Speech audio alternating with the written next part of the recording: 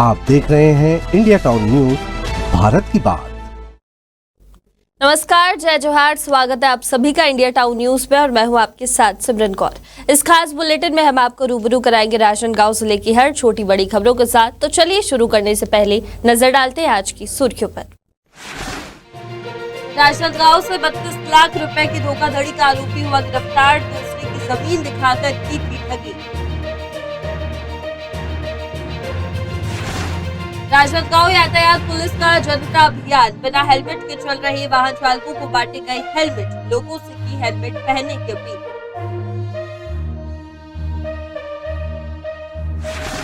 Bio चलित शौचालय की हालत हुई कंडम, स्वच्छ भारत के तहत खरीदी गई थी, सवाल उठे जिम्मेदारी पर।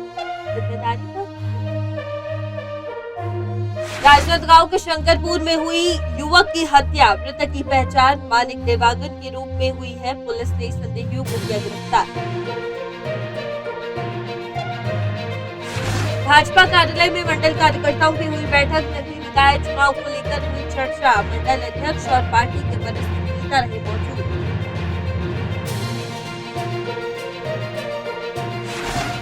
ग्रामीणों ने सौंपा कलेक्टर कार्यालय में ज्ञापन, अवैध क्रशर प्लांट को बंद कराने कार्यालय पहुंचे ग्रामीण, सीईओ ने दिया कार्रवाई का आश्वासन।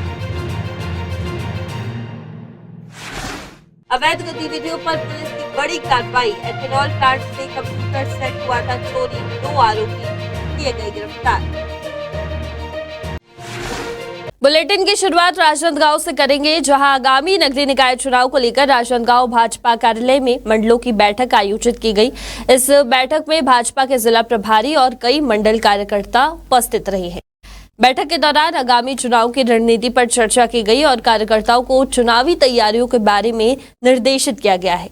भाजपा के जिला प्रभारी ने कार्यकर्ताओं से आगामी चुनाव में पार्टी की सफलता सुनिश्चित करने के लिए एकजुट होकर काम करने की अपील की है और इस बैठक में मंडल अध्यक्ष और पार्टी के अन्य वरिष्ठ नेता भी मौजूद रहे थे, जिन्होंने अपनी ओर से पार्टी के प्रचार और चुनावी रणनीतियों पर भी विचार साझा किए हैं। ये उनकी व्यवस्था है और ये भाजपा की व्यवस्था है।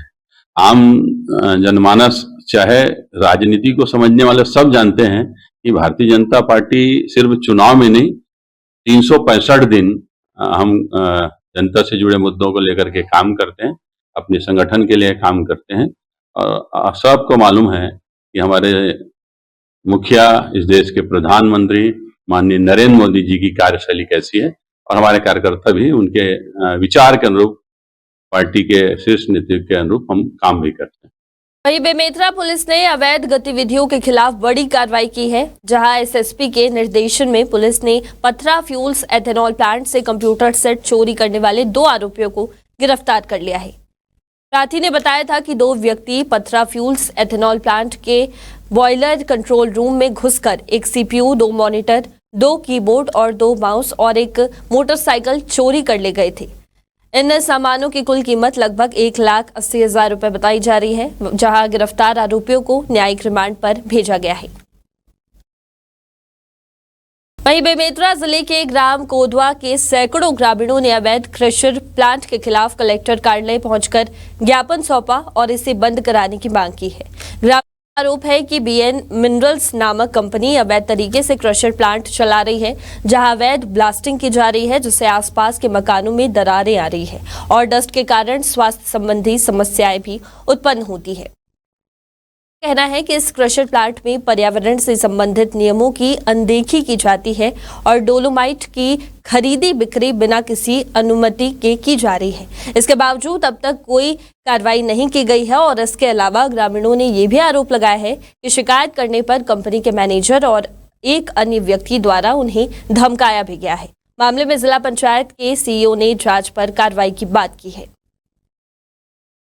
अब बीएम मिनरल्स है कोदवा में, उसका जो परमिशन है फ्लाई ऐश ईटा के लिए मिला था और वहाँ अवैध रूप से, अवैध तरीके से क्रेशर प्लांट डाला गया है और 24 घंटा उसको चलाया जा रहा है, जिसके कारण वो जो धूल डस्ट है ना, वहाँ पास ही में खाने का ढाबा है, मस्जिद है, मंदिर है, स्कूल है, पूरा बस्ती लगा हुआ है, सबको परेशानी होता है। प्लस अभी होल्को ब्लास्टिंग, इतना बोर ब्लास्टिंग किया जा रहा है, उससे घरों में दरार पड़ रहा है।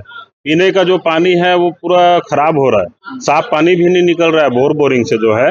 इसी सिलसिले में यहाँ आए हैं कलेक्टर साहब के पास आवेदन लेके। तो उनका जो आदमी है, सुपरवाइजर है, मैनेजर है, वहाँ भी हम लोगों को धमकाया, यहाँ कलेक्टेड में भी आके हम लोगों को धमकाया जा रहा है। अभी क्या बोल रहे हैं अभी? कि तुम लोग शिकायत देने आए हो, तुम लोगों को हम लोग 1-2 दिन में निपट लेंगे, अपने तरीके से सबको झूठा आरोप में फंसाएंगे, मारपीट करेंगे, इस तरीके से बोला जा रहा है। कोदवा खदान में बहुत बेलास्टिंग होते और पूरा घर दुआर पूरा करे होते, छोटे छोटे बाल बच्चा खदान में जब बेलास्टिंग होते ना तो वही कारण होते घर में पूरा करे होते और करे होते गंदा गंदा पानी निकलते बोर में। और ये प्रकार है जब सब लोग इंदिरा आवास देते, जब गरीब है अमीर है बोल दे कि इंदिरा आवास देना चाहिए, ताश के सुन के सब करके तो जेकर मिले है फिर 2 बार 3 बार पूरा इंदिरा आवास मिले, जेल नहीं मिले तो देखो वाली इंदिरा आवास मिले। कोदवा ग्राम के भी लोग पहुंचे थे, उनकी शिकायत थी कि अवैध रूप से जो है संचालित हो रहा है करके। तो हमने खनिज अधिकारी को उसमें निर्देशित किया है कि वो जो है जांच कर अपना प्रतिवेदन दे। दूसरी बात यह तक कि कोदवा जो प्लांट के उनके जो मालिक लोग हैं वो जो ग्रामीण है उनको ही कलेक्टर परिसर में धमकी दे रहे हैं शिकायत न करने की। नहीं, ऐसा नहीं हो सकता है कि कलेक्टर परिसर में कोई किसी को धमकी दे, और यदि ऐसा है तो उनको पुलिस में जाकर रिपोर्ट करनी चाहिए। खबर राजनांदगांव से है, जहां शहर के शंकरपुर क्षेत्र में एक व्यक्ति की हत्या का मामला सामने आया है। घटना देर रात की बताई जा रही है, जहां मृतक की पहचान मानिक देवांगन दुर्ग निवासी के रूप में हुई है। इस सूचना के बाद पुलिस घटनास्थल पर पहुंचकर जांच में जुटी हुई है। पुलिस ने संदेह के आधार पर मृतक के साथियों को गिरफ्तार किया है और उनसे पूछताछ जारी है। मामले में सीएसपी ने बताया कि मृतक पास के ही किसी गांव में मेले के कार्यक्रम में राजनांदगांव आया हुआ था, जिसके बाद शराब के नशे में मृतक की उसके साथियों के साथ कहासुनी में घटना को अंजाम दिया गया है। आज सुबह 8:15 बजे आसपास हमें वहाँ सूचना मिली कि चौकी चिखली क्षेत्र में शंकरपुर इलाका पड़ता है, वहाँ पे एक व्यक्ति घायल अवस्था में पड़ा हुआ है, जिसकी तस्दीक तत्काल मौके पर टीम पहुँची है। जाके चेक किया तो वो ख़त्म हो चुका था। आसपास पूछताछ करने पर पता चला कि उसकी पहचान मानिक देवांगन के रूप में हुई है, जो जिला दुर्ग के निवासी हैं। ये अपने मित्र अभिषेक साहू के साथ में कल दोपहर में राजनांदगांव आए थे और हमारे ग्रामीण अंचलों में एक जगह मड़ई का कार्यक्रम था, वहाँ ये अपने एक और साथी के यहाँ गए। वहाँ से लौटने पर ये भगवान साहू के यहाँ पे भगवान दास के यहाँ पे आके रुके रात में। वहाँ पे एक और इनका साथी दिनेश डिकाटे, इन लोग के साथ में फिर इन्होंने नशा पान वगैरह किया। इसी बीच में दिनेश डिकाटे और मृतक के बीच में किसी बात को लेकर कहासुनी हुई है और उसी के बाद में इनके बीच में हाथापाई हुई है, जिससे इनको चोट आई और ये वहाँ पे अचेत अवस्था में थे।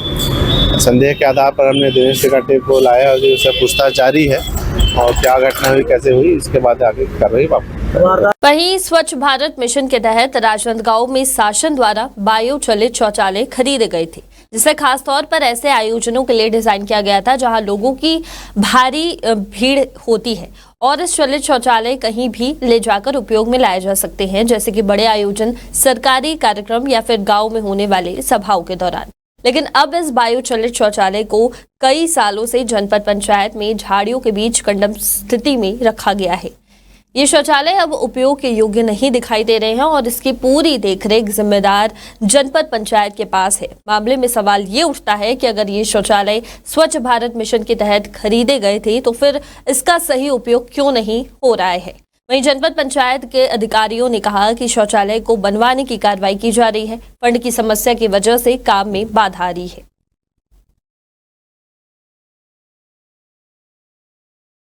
खबर राजनांदगांव से है, जहां यातायात पुलिस के द्वारा शहर में विशेष जनता अभियान चलाया गया है, जिसका उद्देश्य सड़क सुरक्षा को बढ़ावा देना और बिना हेलमेट के वाहन चलाने वालों को जागरूक करना था। अभियान के तहत यातायात पुलिस ने बिना हेलमेट के वाहन चला रहे चालकों के खिलाफ कार्रवाई की और उन्हें पुलिस अधीक्षक के द्वारा हेलमेट भी वितरित किया गया है। पुलिस अधीक्षक ने खुद मौके पर पहुंचकर वाहन चालकों को हेलमेट पहनने की अपील की है और सड़क सुरक्षा के प्रति जागरूक किया। पुलिस ने यह भी कहा है कि हेलमेट पहनना न सिर्फ कानून का पालन है, बल्कि ये हमारी सुरक्षा के लिए भी बेहद महत्वपूर्ण है।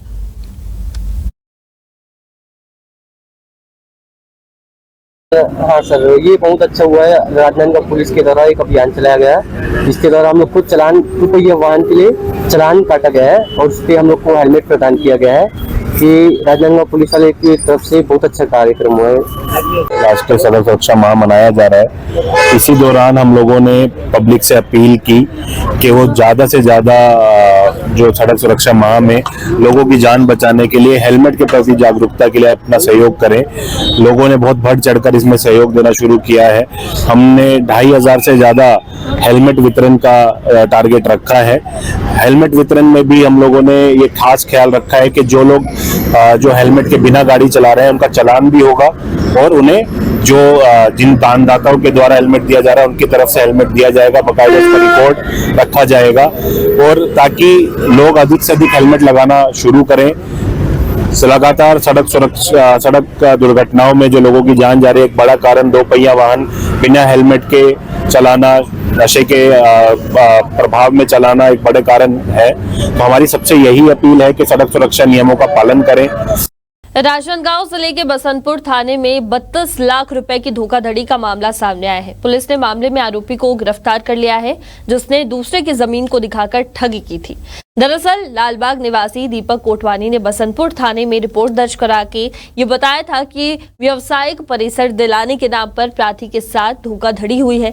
मामले की जांच में ये पाया गया कि आरोपी विवेक बेलावल ने पैसे लेने के बाद भी रजिस्ट्री नहीं की और न ही पैसे वापस किए, जिसके बाद धोखाधड़ी का एहसास होने पर प्रार्थी ने पुलिस से संपर्क किया। पूछताछ में आरोपी ने अपना गुनाह स्वीकार किया है, जिसके बाद आरोपी को जेल भेज दिया गया है। बसंतपुर थाना क्षेत्र के लालबाग निवासी दीपक कोटवानी जी ने थाना बसंतपुर में एक एफआईआर दर्ज कराया था कि व्यावसायिक परिसर दिलाने के नाम पर उसके साथ धोखाधड़ी हुआ है, जिस पर अपराध पंजीबद्ध करके विवेचना किया गया। विवेचना में पाया गया कि विवेक बिलावाला है जो उनके साथ 32 लाख रुपया लेकर ना रजिस्ट्री किया है और ना ही पैसा वापस कर रहे हैं, जिस संबंध में उसको विधिवत अरेस्ट किए हैं और माननीय न्यायालय पेश किए थे, जहाँ से जेल वारंट प्राप्त होने पर उसे जेल दाखिल किया गया। और इसी के साथ आज की इस खास बुलेटिन में फिलहाल इतना ही। आप देखते रहिए इंडिया टाउन न्यूज। नमस्कार। आप देख रहे हैं इंडिया टाउन न्यूज, भारत की बात।